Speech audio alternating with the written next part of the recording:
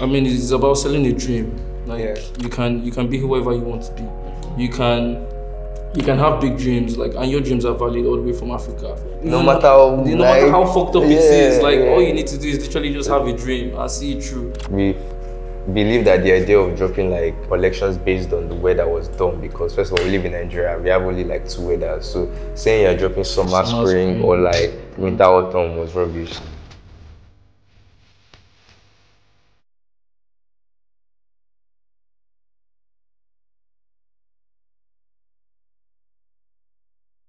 My name is Jimin Akiri, co-founder, creative director of PITH Africa. I'm also a style director as well. My name is Adedayo. I'm a creative director, style director, head of operations, PITH Africa, and also a style director that works with Akiri on the side. The assistant director of PITH Africa. Basically, my role intertwines with Cosmas's role. We both handle the creative vision and identity of the brand, and then we also have this idea where like we feel like PITH is art, like everything we make, from the fashion to the clothes to the whatever, they're all like kind of like art representations from our minds. I am creative director, so basically, yeah, like I did say, it's sort of intertwining. But I think specifically, my role would like sort of entail the specifics of things, aside from also the general conversation of, okay, this is sort of what we're trying to do with the conversation, with the imagery, with the brand identity. Aside from all that, I think I also sort of specifically try to understand what we're making, how we're making it, why we're also making it, and how it does fit into our general conversation and narrative. I'm the head of operations, style director of PITH Africa. Usually my role intertwines with Cosmos. After like we understood like the products we're trying to like put into conversations. Now the next thing is, how do we actively like go about to make sure that like these products actually come to life?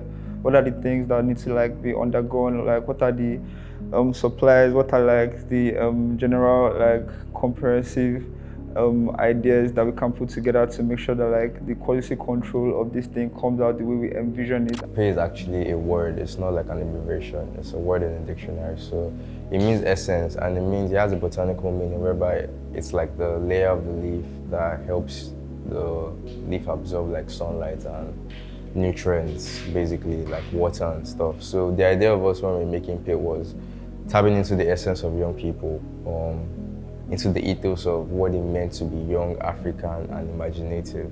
I guess PITH is the social experiment for Africa to prove to the world that there's so much more here. I mean, it's about selling a dream. Like you can be whoever you want to be. You can have big dreams, like, and your dreams are valid all the way from Africa.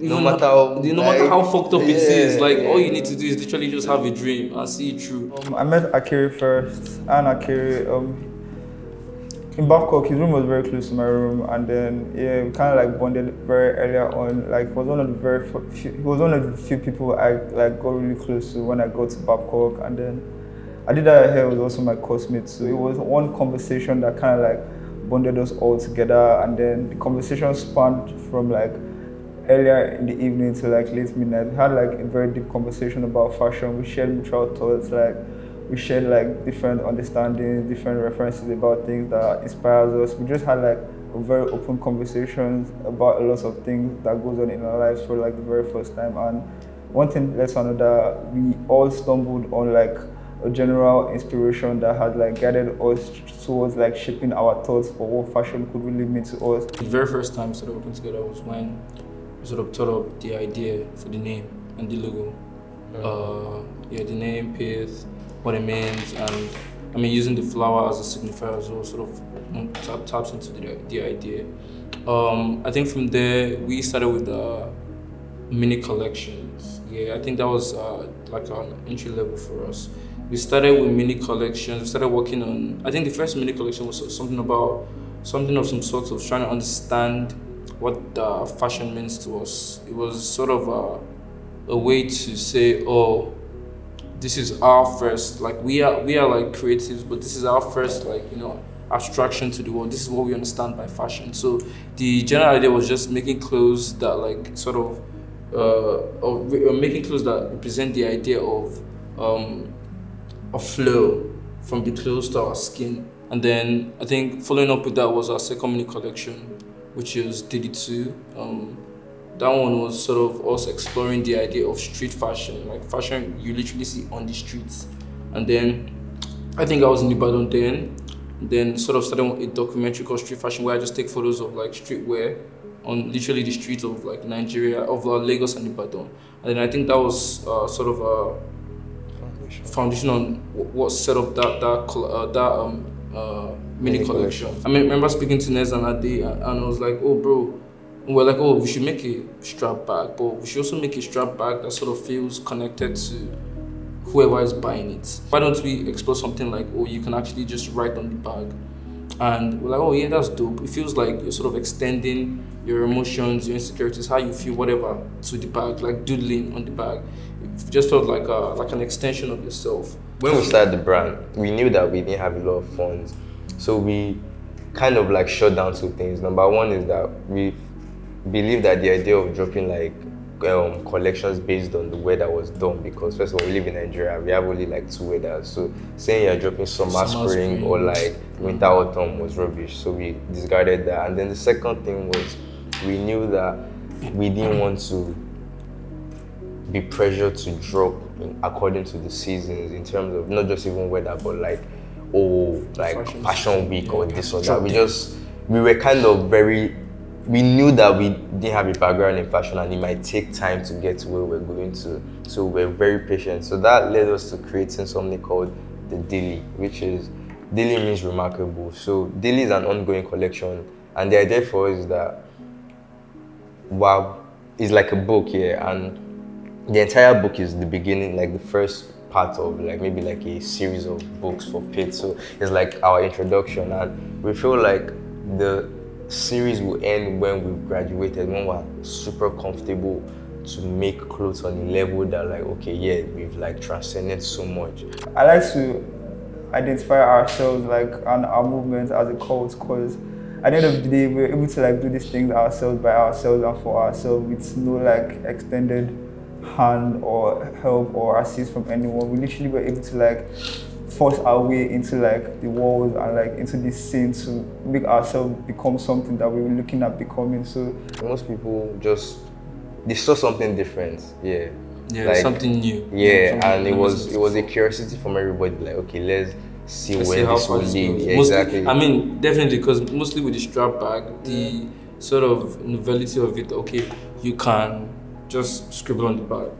That was something fresh. Like, yeah, never seen like a strap bag before like that. So I think, like you said, just this is fresh. I'd buy this, but like I'd love to see more. I'd love to see where you guys head with this. You know, what's next? Like, where you guys exploring as well.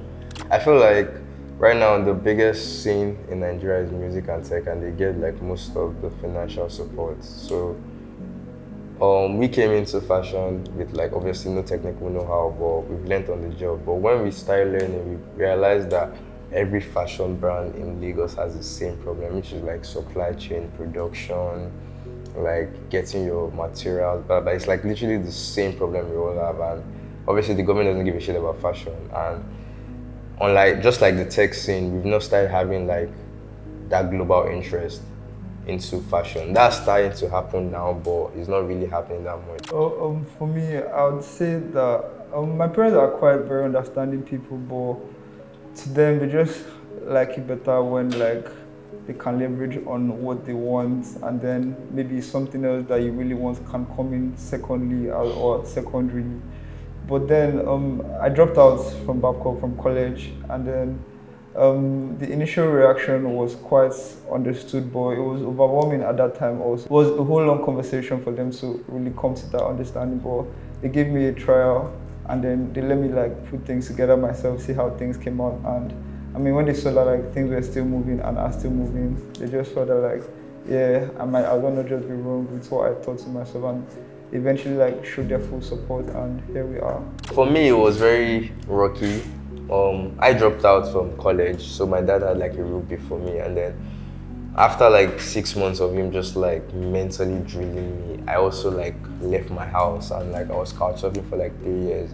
I didn't talk to my dad for like 2 of those 3 years, and we recently just started talking like last year when PITH actually started showing some level of success. So for me, I guess it was rocky, but I believed in what I was doing so much that in my mind I was just like, Dad, just calm down, like I'll prove you wrong. And I guess I won't say like proving him wrong, but I'm showing him that like the decision I made wasn't far-fetched. Me, I think it was met with hostility in the beginning. I think my dad was pretty much just worried, oh, this guy, you're done with uni now, you're trying to start afresh somewhere, you don't even know what's up. My dad even sort of tried to, I mean, he contributes. My dad and my mom, they've been actually supportive, I'm not gonna lie. In the beginning, yes, they were sort of skeptical, but you know, after a while, you just allowed, and well, it's been alright. It's been alright. So for me, in 100 years, when people think of PITH, I want them to see and understand that everything is possible. Like literally everything is possible that you think of in your head, in your mind, in your space, wherever you are as a person. Like just go out there and do everything you've always wanted to do from the beginning of your life. Like this is the time is now. Just go out there and get it, fetch it, it's yours. It's done. We are PITH. And you're watching Creative Control. With days and nights. Yeah.